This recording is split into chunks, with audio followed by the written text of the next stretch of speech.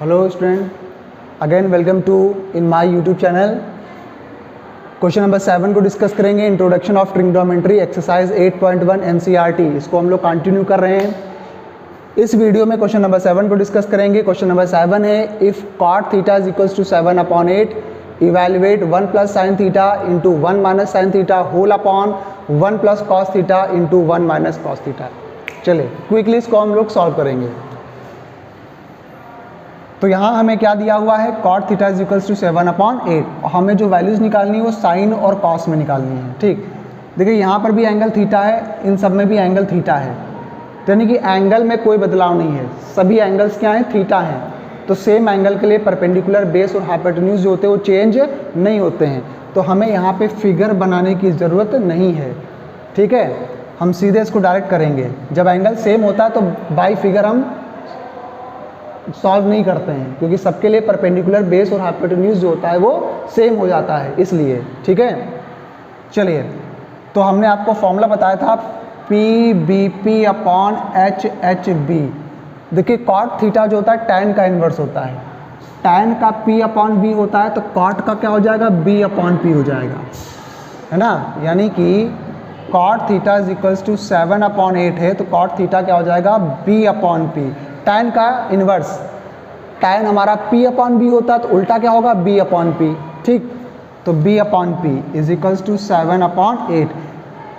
तो यानी बेस हो गया 7, परपेंडिकुलर हो गया 8। भाई बेस के बराबर क्या है 7 और परपेंडिकुलर के बराबर क्या है 8, तो बेस हो गया 7, परपेंडिकुलर हो गया 8। तो अब पाइथागोरस थ्योरम से हम h की वैल्यू निकालेंगे। तो पाइथागोरस थ्योरम क्या होता है, h square equals to P square plus B square. तो ये पाइथागोरस थ्योरम होता है। तो Pythagoras theorem h square equals to P square plus B square. तो p की वैल्यू क्या है 8, सो 8 का स्क्वायर। देखिए b की वैल्यू क्या है 7, सो 7 का स्क्वायर।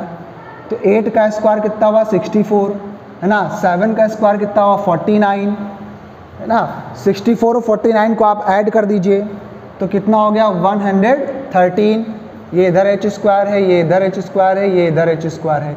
हमें h की वैल्यू चाहिए, हमें किसकी वैल्यू चाहिए, h की वैल्यू चाहिए। तो h इक्वल्स टू हो जाएगा √113। एच स्क्वायर की वैल्यू नहीं चाहिए, हमें किसकी वैल्यू चाहिए, एच की वैल्यू। तो स्क्वायर को उधर ट्रांसफर करेंगे, स्क्वायर जो होता है वो अंडर रूट में चेंज हो जाता है, तो H equals to √113।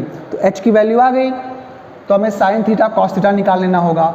So sine theta, तो साइन थीटा का फॉर्मूला क्या होता है, पी अपॉन एच, है ना। तो पी, देखिए पी की वैल्यू क्या है, पी की वैल्यू है 8, है ना, पी की वैल्यू 8 और एच की वैल्यू अभी भी आपने निकाली √113। इसी प्रकार से cos थीटा निकाल लीजिए b अपॉन एच। तो b की वैल्यू देखिए 7, तो b की वैल्यू हो गई 7 और h की वैल्यू √113। तो साइन थीटा 8 अपॉन √113 और cos theta is equals to 7 upon √113। तो दोनों वैल्यूज़ प्यारे बच्चों निकल आया। ठीक है, हमें साइन थीटा की जरूरत चाहिए थी, साइन थीटा निकल आया। cos थीटा का चाहिए था, हमारे पास cos थीटा निकल आया। अब ये सारी वैल्यू हम, ये जो क्वेश्चन है इसमें हम रखेंगे, उसको इवैल्यूएट करेंगे। तो ये जो है हमारा पूरा का पूरा, इसको हम लिखेंगे। तो भाई देखो, आप यहाँ पे गौर करिए तो एक फॉर्मूला देखिए आपके सामने बन रहा है, 1 और साइन थीटा यहाँ पर भी है, 1 और साइन थीटा यहाँ पर भी है, एक बार प्लस में है, एक बार माइनस में है। तो इसे a प्लस बी और a माइनस बी, ये फॉर्मूला याद आ रहा है कि नहीं याद आ रहा है।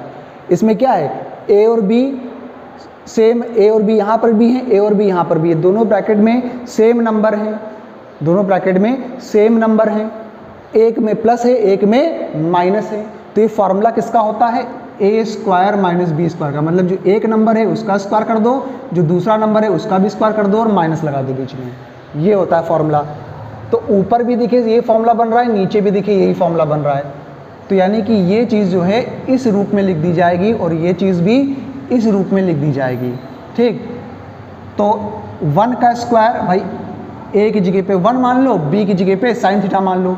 तो a का स्क्वायर मतलब 1 का स्क्वायर माइनस साइन थीटा का स्क्वायर अपॉन, यही हाल यहाँ पर भी है, a को यहाँ पे 1 मान लीजिए और b को cos थीटा मान लीजिए, सो cos थीटा का स्क्वायर। तो यहाँ पे देखिए 1 का स्क्वायर 1 हो गया, साइन थीटा का स्क्वायर, देखिए थीटा का स्क्वायर करेंगे तो यहाँ पे साइन स्क्वायर थीटा हो जाएगा। क्या हो जाएगा? Sine square theta. Sine square theta का मतलब साइन थीटा का स्क्वायर ही होता है। ठीक है, आप चाहे ऐसे लिखना चाहें, चाहे आप सीधे वैल्यू रख दीजिए, आप वैल्यू रख दो, ज़्यादा बेटर रहेगा। तो साइन थीटा की वैल्यू क्या है? 8 अपॉन अंडर रूट 113 इसका square upon 1 minus cos theta. Cos theta क्या है? 7 अपॉन अंडर रूट 113 का स्क्वायर। ठीक, चलो अब इसके आगे यहाँ पे करते हैं। तो हो गया ये 1 माइनस 8 का स्क्वायर कितना हुआ? 64। और किसी भी अंडर रूट का स्क्वायर करेंगे तो अंडर रूट हट जाता है, बचेगा 113 अपॉन 1 माइनस 7 का स्क्वायर कितना हुआ? 49। और अंडर रूट 13 का स्क्वायर करेंगे तो अंडर रूट आपका रिमूव हो जाएगा, हट जाएगा, बचेगा 113। अब यहाँ पे आप एलसीएम ले लीजिए 113, एलसीएम ले लिया तो 113 माइनस 64, 113 माइनस 64 अपॉन यहाँ पे हो जाएगा 113 माइनस 49 बटे 113। ठीक, 113 और 113 कैंसिल हो जाएगा, 113 में से 64 माइनस करेंगे तो कितना बचेगा? 49, और नीचे कितना बचेगा? 64।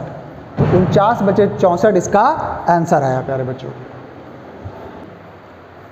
तो हम लोग आगे बढ़ते हैं, क्रम को आगे बढ़ाते हैं। Introduction of trigonometry exercise 8.1 NCERT 8.1 NCERT में हम लोग इंट्रोडक्शन ऑफ ट्रिग्नोमेट्री को पढ़ रहे थे। आज के वीडियो में हम लोग क्वेश्चन नंबर 6 को डिस्कस करेंगे। आप देख रहे हो कि जो हम आपको बता रहे हैं इस चैप्टर में बहुत ही इजी क्वेश्चन है, बहुत सिंपल कॉन्सेप्ट है और बहुत ईजिली आप उनको कर पा रहे हो। ठीक है, तो क्वेश्चन नंबर 6 को हम लोग डिस्कस करते हैं। ध्यान से समझिएगा, बहुत कायदे समझिएगा। जैसे इससे पहले क्वेश्चंस मैंने कराए हैं, सब इजी क्वेश्चंस हैं, बाकी क्वेश्चन मैंने आपको करने के लिए दिए थे, आपने किए होंगे, है ना। क्वेश्चन नंबर 6 को देखिए। If angle A and angle B are acute angles, if angle A and angle B are acute angles such that cos A is equals to cos B, then so angle A is equals to angle B. भाई देखो, ये कह रहे हैं कि angle A and angle B क्या है? Acute angle हैं। क्या बोल रहे हैं? एक्यूट एंगल बोल रहे हैं प्यारे बच्चों। तो एक्यूट एंगल क्या होते हैं? आपको मालूम है एक्यूट एंगल वो एंगल्स होते हैं जिनका मेजरमेंट 0 डिग्री से 90 डिग्री के बीच में होता है। ऐसे एंगल जिनका मेजरमेंट 0 डिग्री से 90 डिग्री के बीच में होता है वो एक्यूट एंगल कहलाते हैं। तो ये बात यहाँ पे इन्होंने क्यों लिखी?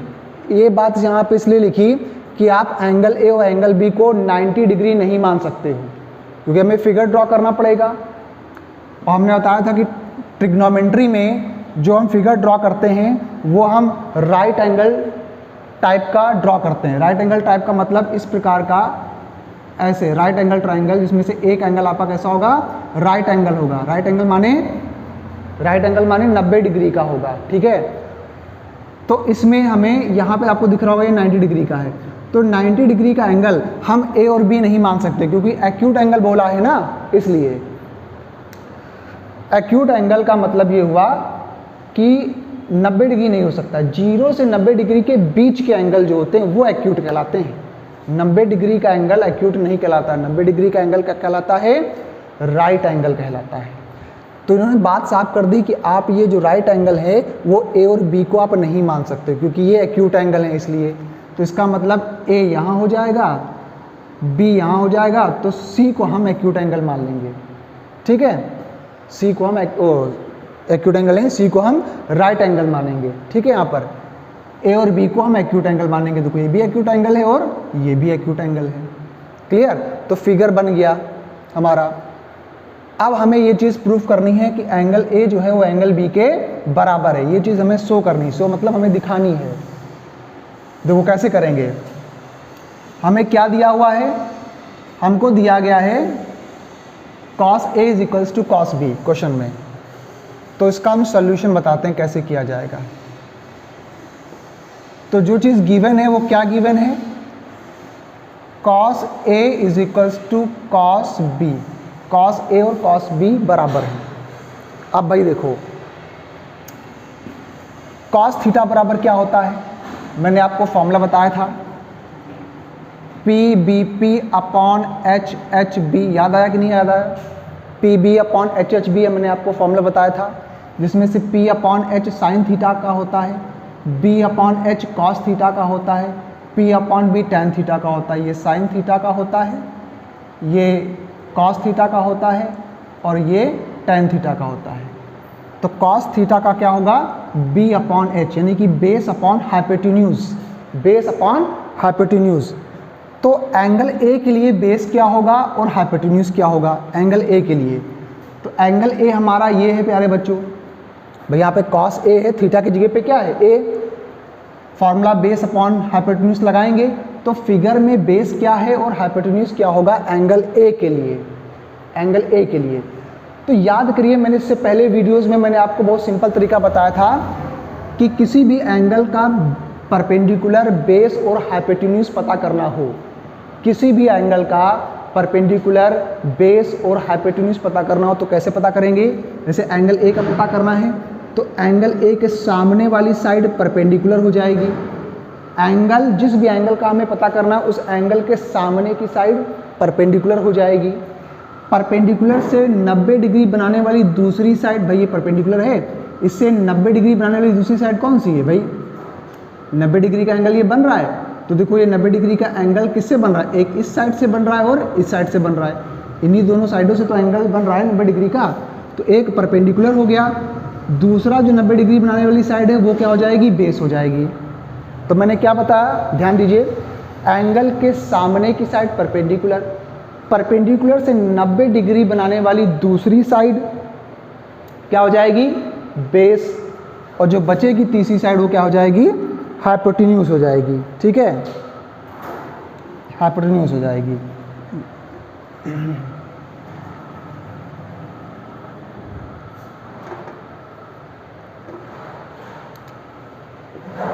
ठीक, वो क्या हो जाएगी? हाइपोटेन्यूज हो जाएगी। चलिए, तो हमें मालूम चल गया बेस क्या है ए के लिए, ए सी। तो बेस अपॉन हाइपोटेन्यूज है, तो बेस हमारा क्या है? ए सी। तो ए सी अपॉन, और हाइपोटेन्यूज क्या है? A B. हाइपोटेन्यूज क्या है? A B. तो A C upon A B formula use कर दिया। यहाँ पर भी देखिए कॉस थीटा है, सेम फॉर्मूला यूज होगा, बेस अपॉन हाइपोटेन्यूज। यहाँ भी कॉस थीटा है, बेस अपॉन हाइपोटेन्यूज ही फॉर्मूला यूज होगा। बट यहाँ एंगल क्या है? बी। यहाँ एंगल क्या है? बी। अब बी के लिए हम पता करेंगे, अब हम बी के लिए पता करेंगे कि बेस कौन है और हाइपोटेन्यूज कौन है, बेस कौन है और हाइपोटेन्यूज कौन है। ठीक है प्यारे बच्चों, बेस कौन है और हाइपोटेन्यूज कौन है।